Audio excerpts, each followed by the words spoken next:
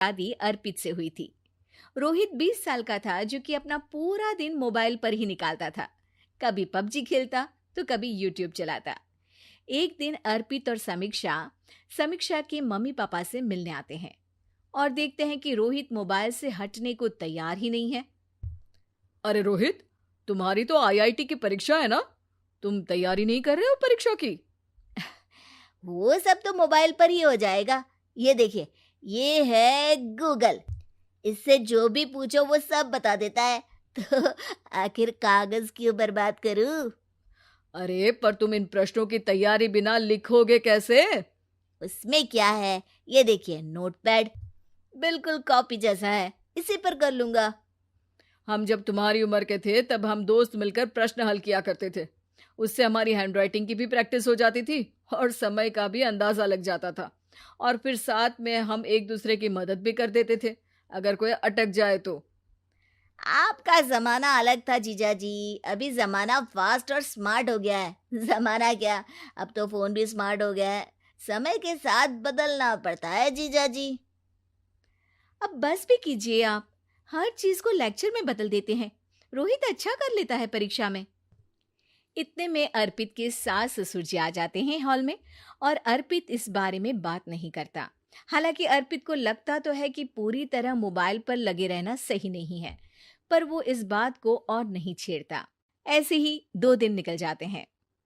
समीक्षा, मुझे काम से फोन आया था, मुझे वापस काम पर लौटना पड़ेगा। पर हमें आए हुए तो 2 ही दिन हुए हैं। अभी चले गए तो माँ और पापा को अच्छा नहीं लगेगा ना। अच्छा ठीक है, तुम रुक जाओ, मैं काम खत्म करके फिर लौट आऊंगा। एक काम कीजिए ना, परसों रोहित भी परीक्षा के लिए निकलेगा, आप उसी के साथ निकल जाना। दोनों वैसे भी बात नहीं करते, साथ में जाएंगे तो हो सकता है आप लोग आपस में बातचीत भी करने लग जाओ। आह, ठीक है, मैं काम को 2 दिन टाल सकता हूँ। उसी रात जब सब खाना खाने बैठे थे, तो अर्पित अपने जाने की खबर बाकी लोगों को बताता है। मुझे काम के लिए वापस जाना होगा। अरे बेटा, पर अभी तो तुम आए हो, इतनी जल्दी चले जाओगे? नहीं माँ जी, समीक्षा यहीं रहेगी और मैं जल्दी काम खत्म करके वापस आ जाऊंगा। ठीक है, काम भी जरूरी है। वैसे कब निकलोगे बेटा? 2 दिन में। मैंने सुना है कि उस दिन रोहित को भी परीक्षा के लिए जाना है, तो कल मैं दोनों की टिकट करा लेता हूँ बुक। मेरी टिकट रहने दीजिए जीजा जी, मैं तो फोन से ही करवा लूंगा। हाँ, पर कोई दिक्कत हो गई तो? अरे कोई दिक्कत नहीं होती जीजा जी, फोन सब कर सकता है। हमारे फोन के रिचार्ज से लेकर टीवी का रिचार्ज सब रोहित यही फोन से बैठे बैठे कर देता है। अब ये नई चीज तो हमारे समझ के परे है, पर अच्छा है कि रोहित जानता है। हमारी मेहनत इतनी कम हो गई भाई। हाँ, पर अगर टिकट नहीं मिली तो? अर्पित की बात पूरी होने से पहले ही बिजली चली जाती है। अरे ये क्या हो गया, आपने बिजली का बिल भर तो दिया था ना? अरे नहीं, मैं तो भूल गया था। अरे टेंशन मत लो माँ।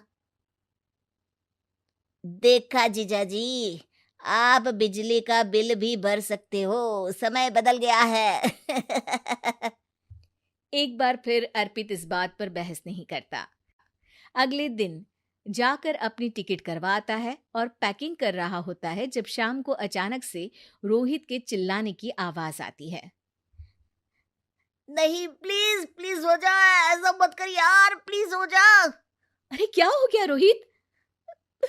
दीदी, सर्वर हैंग हो गया, मेरे टिकट मेरी टिकट नहीं हो पाई दीदी। क्या मतलब टिकट नहीं हो पाई? इतने में वहां रोहित के मम्मी और पापा भी आ जाते हैं। अरे क्या हो गया? माँ, मेरा टिकट नहीं हो पाया, सर्वर डाउन हो गया। अरे पर तूने तो बोला था कि हो जाएगा। हो जाता है, पर अब क्या करूं, ये क्या हो गया? अब कल की तो कोई बस भी नहीं है, ना ही अब टिकट मिलेगी ट्रेन की कल के लिए। मुझे तो कोई रास्ता नहीं दिख रहा। अब फिर लगता है मेरा ये साल बर्बाद हो जाएगा। घर पर एकदम से दुख का माहौल छा जाता है और सब रोहित को डांटते हैं, पर इतने में अर्पित वहां आ जाता है। आप सब रोहित को क्यों डांट रहे हैं? आपने ही तो उसे बढ़ावा दिया था ना। लेकिन इसकी लापरवाही के कारण इसकी परीक्षा छूट जाएगी। इसने तो हमसे कहा था कि टिकट हो जाएंगे। हे भगवान, अब क्या होगा? चिंता करने की कोई बात नहीं है। मैंने एक एक्स्ट्रा टिकट करवा ली थी। मैं समझता हूँ कि मोबाइल हमारा ही काम आसान करने के लिए है, पर उस पर ही पूरी तरह से निर्भर होना तो गलत बात है ना। रोहित टिकट को देखकर बहुत खुश हो जाता है और जोर से जाकर अपने जीजाजी के गले लग जाता है।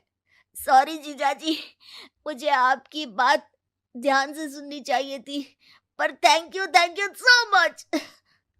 हाँ बेटा, तुमने तो इसका भविष्य बचा लिया। शिक्षा, दूसरों से मदद मांगना गलत नहीं, पर दूसरों पर निर्भर हो जाना गलत।